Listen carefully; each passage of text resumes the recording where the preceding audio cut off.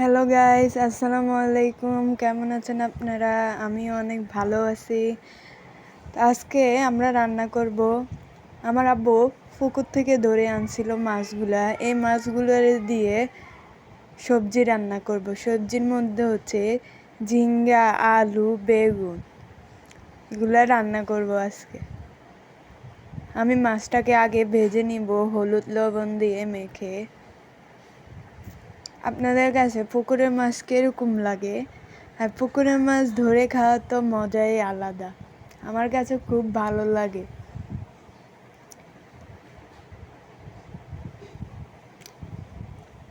মাছ খাইতে ভালো লাগে, কিন্তু কুটতে আমার কাছে ভালো লাগে না।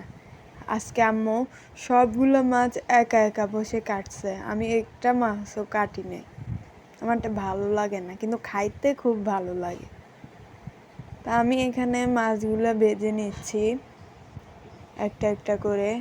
আম্মু ছিল না, আম্মু একটা কাজ করতেছিল, তো আমি মাছগুলো ভেজে নিচ্ছিলাম।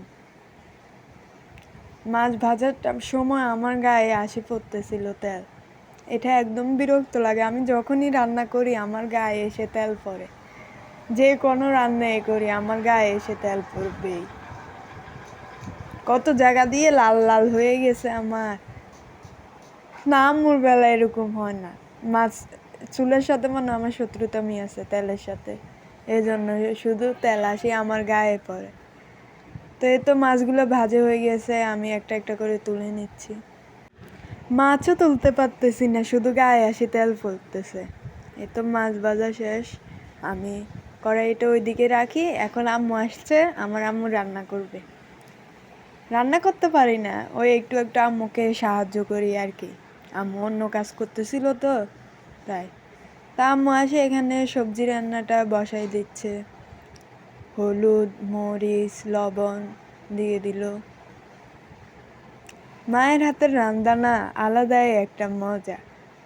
যারা মায়ের হাতের রান্না খায় তারাই বুঝে কত মজা। আর যারা বিদেশে থাকে বা শহরে থাকে তারা তো আর খাইতে পারে না। শহরে থাকলে মায়ের রান্নাটা সবাই মিস করে, ছেলে মেয়ে সবাই। তো এখানে আমার আম্মু সবজিগুলো সবগুলো দিয়ে দিল। রান্না করতে কিন্তু অনেক কষ্ট। আমরা কিচেন রুমে গেলে আমরা গরমের জন্য দাঁড়াতে পারি না, গরম লাগে, অসহ্য লাগে। কিন্তু মায়েরা প্রতিনিয়ত রান্না করে খাওয়ায়। তা আমি কষাইতে দিয়েছিলাম, কষানো হয়ে যাওয়ার পর মানে আম্মু কষাইতে দিছিল, তা আম্মু কষা এখন হয়ে গেছে। আর তো মাছগুলো দিয়ে দিল, তারপরে টমেটোগুলো দিয়ে দিল। এই টমেটোগুলো দিয়ে রান্না, একটু গরম পানি দিয়ে দিল যেন সিদ্ধ হয়।